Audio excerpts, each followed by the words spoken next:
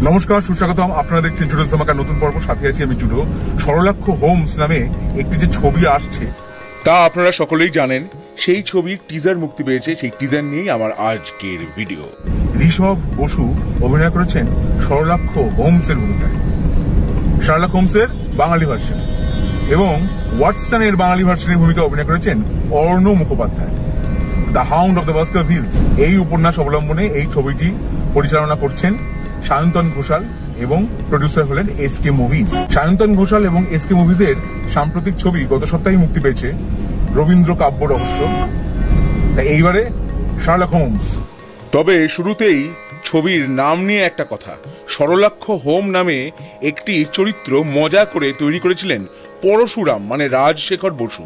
তা সেই নামটিকে কি অ্যাকনলেজ করেছেন মেকাররা? আমি ঠিক জানি না, সেটা ছবি না দেখলে বা বিস্তারিতভাবে না দেখলে বলতে পারবো না। টিজার যেটুকু দেখলাম, ঋষভ বসু অনেক অ্যাকশন করেছেন, যদিও আমার মনে হয়েছে যে পার্সোনালিটি, মানে শার্লক হোমস যদি অল্প বয়স্কও হন, তার যে একটি বিরাট পার্সোনালিটি আছে। হ্যাঁ, শার্লক হোমসকে আর্থার কোনান ডয়েল লিখেছিলেন একজন খ্যাপাটে চরিত্র হিসেবে, যে নেশাসক্তও ছিল, দুর্দান্ত বেহালা বাজাতো। হ্যাঁ, বেহালার দৃশ্য এখানে আছে।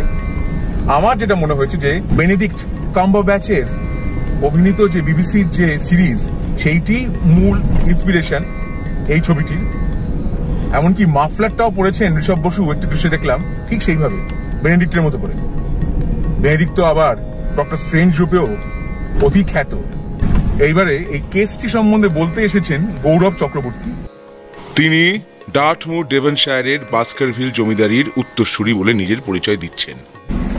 তাকে দেখে তো যথাযথই মনে হলো, যেটুকু দেখলাম ট্রেলারে, বলতে তো পারছি না। কিন্তু ইংল্যান্ডে একটি জমিদারির মালিক বাঙালি, তাদের পদবী চৌধুরী, এর কোনো যুক্তি পরিচালক দিয়েছেন নাকি ছবিতে, তা 18 জুলাই ছবিটা মুক্তি পেলেই বোঝা যাবে। এছাড়াও টিজারে দেখলাম অভিনয় করেছেন রাজনন্দিনী পাল, শতফ ফিগার, সাহেব চট্টোপাধ্যায় আছেন কাঞ্চন মল্লিকও। আরো অনেকে নিশ্চয় আছেন, সেটা পরবর্তীকালে জানা যাবে। মূল কাহিনীটিকে বাংলায় অ্যাডাপ্ট করেছেন সঞ্জীব বন্দ্যোপাধ্যায়, চিত্রনাট্য লিখেছেন পদ্মনাভ দাশগুপ্ত। এবার কেমন ভাবে লেখা হয়েছে, কি লেখা হয়েছে, তা না দেখলে বলতে পারবো না।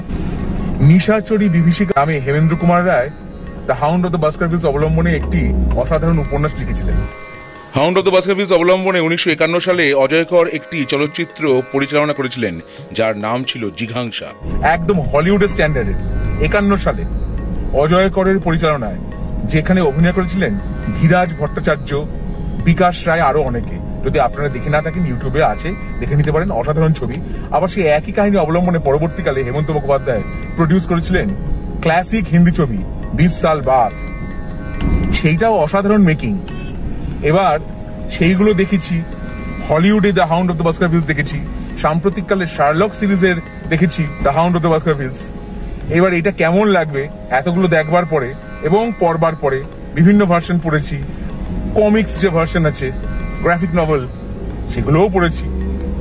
এবার কেমন লাগবে সেটা 18 জুলাই ছবি মুক্তি না পেলে বলতে পারবো না।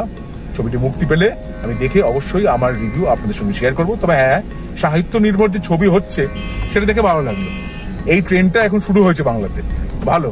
তা এই ছিল সরলাক্ষ হোমস এই ছবিটি টিজার নিয়ে আমার এই ভিডিওটি।